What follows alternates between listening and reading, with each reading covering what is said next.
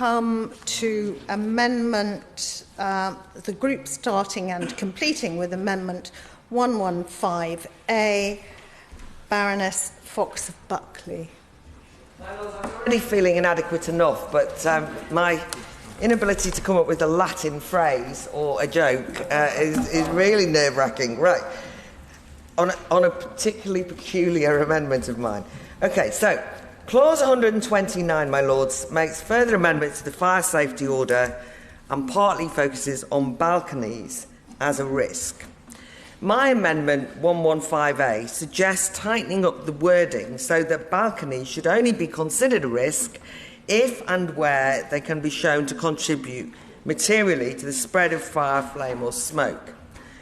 And the reason why I think this amendment's needed is because I'm concerned about unnecessary building safety work, and I'm not sure if this amendment is the right way to resolve this problem, but a number of leaseholders that I've spoken to see emerging a widespread focus on the alleged non-cladding defects, such as balconies, that can be a driver to carrying out unnecessary fire safety work for which leaseholders must pay, with no government funding existing to help. Now, we're all familiar with the hashtag cladding scandal, but I just want to avoid a non-cladding scandal hashtag emerging, or at least an injustice, and that's what this is probing to understand.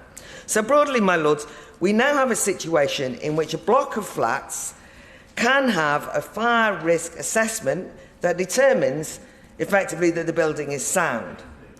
But because of the fact that some notionally flammable material is used, for example, in balconies, there then becomes problems of valuations associated with EWS1 and a preemptive rather than necessary remediation approach.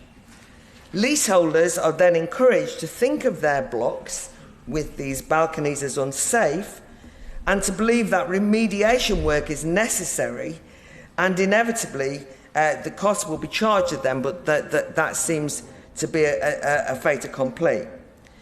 This can be driven quite cynically by freeholders using the issue of building safety to do upgrades or carry out what would or should be otherwise regular maintenance at leaseholders' expense, or to be less cynical and to assume far more good faith, or at least to try and understand the pressures on freeholders and owners. I'm worried that one of the unintended consequences of this bill might be to drive up fears amongst owners, assessors, accountable persons and so on, under the weight of legal and insurance liability, that they will be blamed for any fires that could occur in any circumstances. And as such, blame avoidance could mean stretching the assessment of what's considered unsafe beyond credibility or credulity. And this seems to be at least partly the explanation for a rather panicky response to any building materials that can catch fire. At the moment, this is expressing itself in an almost default assumption that balconies with timber as a component are dangerous and should be replaced. This is in spite of the fact that it is well documented that timber can outperform steel in a fire depending on how it chars. There's an example of where this can lead from a block of flats in Castledown in Dorset, where leaseholders were shocked at the start of the year to receive a letter telling them that the timber-decked balconies on the 204 flats on their block had to be replaced by aluminium balconies, as some of the balconies might be unsafe. And guess what? Leaseholders must meet the cost of this work, estimated to be, on average, £10,000 per flat. In addition to that horrifying financial prospect, the Atlantic House Leaseholders Association have raised some other issues pertinent, I think, to the debates that we've had at committee so far. For example, there was no consultation at all with the leaseholders on this decision about the balconies. Leaseholders are a tad suspicious that the contract for the works replacing the balconies was awarded to the block owner's subsidiary company. The plan also, as not consulted on but just announced, is that the work will be carried out, the installation will be carried out inside people's flats instead of putting up scaffolding. regardless of the fact that this is going to cause major inconvenience and intrusion into leaseholders' homes, something I talked about the other day in terms of whether you can call it your home or not if people can just come in the name of safety. But this is really going to affect people's home lives. And also, if there is wear and tear on the timber decking of the balconies in question, actually it should be the building owner's responsibility to have maintained them up to standard. Yet now, despite having failed to maintain them up to standard, under the auspices of building safety and the threat of fire risk, leaseholders are being forced to pay for the changes to the balconies.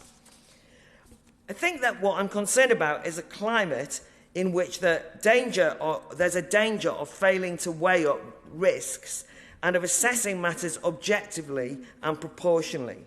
And sometimes, in the name of safety, as I think has been true in that instance in Dorset, leaseholders' lives are being made a misery, and they're being made to pay a lot of money for remediations that don't necessarily mean that they're safer. I don't know if my lords saw the story in the Manchester Evening News, where social housing tenants in Salford have been suffering freezing conditions for months since cladding came off their blocks. They were recently, having lobbied to get their concerns heard, sent a letter from Pendleton Together, who manages the 9 council blocks, offering, what were they offering? Top tips for keeping warm, including dress in layers, wear a hat and gloves, keep active, consume warm food and drink. I thought this might be handy for in this committee room, because it has been rather chilly. But this is a very top tip. Don't drink alcohol, this is a quote, don't drink alcohol to keep warm, as it gives you a false feeling of warmth when you're actually cold. I actually still might have a drink if I'm cold. But anyway, I'm glad to see, more seriously, I'm glad to see that Salford Council, who I have to say, by the way, should in general be commended for its aspirational housing policy, so I'm not particularly having a go at them. They have apologised for what's happened in that area, for the patronising and condescending message of the letter. But what I was using it to illustrate is that measures designed to keep people safe from fire are and can lead to homeowners, for example, suffering freezing cold in the middle of an energy price crisis, and fire safety can, unfortunately, trump common sense. So I can now take you back to balconies and to the Atlantic House block in Dorset that I was talking about. There's a similar perverse outcome in relation to the balconies there allegedly being made safer, because, ironically, the decision to replace timber decking with aluminium might be less safe. Luckily, the chair of the Leaseholders Association is a retired engineer from a construction industry, so he spotted that the use of aluminium might not be a safe option at all, because aluminium can be corroded by salty sea air, as is indeed the blocks in an area with salty sea air, unless it is anodised. So the truth is that our leaseholders here might well be safer and not facing a £10,000 bill each if the timber decking balconies remained. So my amendment is narrow. It might seem a bit specific or even a bit trivialising, but to attempt to probe if the government will consider adopting a broader cost-benefit analysis approach, specifically to balconies, to avoid more EWS1 type problems, and to encourage the government to be wary of a one-sided, overly precautionary culture of fear, zero-risk approach, which I have to say I think imbues the Hackett Review. There's lots of good things in it, but there's a lot of things that I don't want to just endorse. And many of the leaseholder campaigners I've talked to say exactly the same, because they warn that we should talk more to leaseholders, who of course want to be safe, but don't want safety to lead to them having to pay expensive and unnecessary remediation work, in this instance on balconies, when it's just not needed.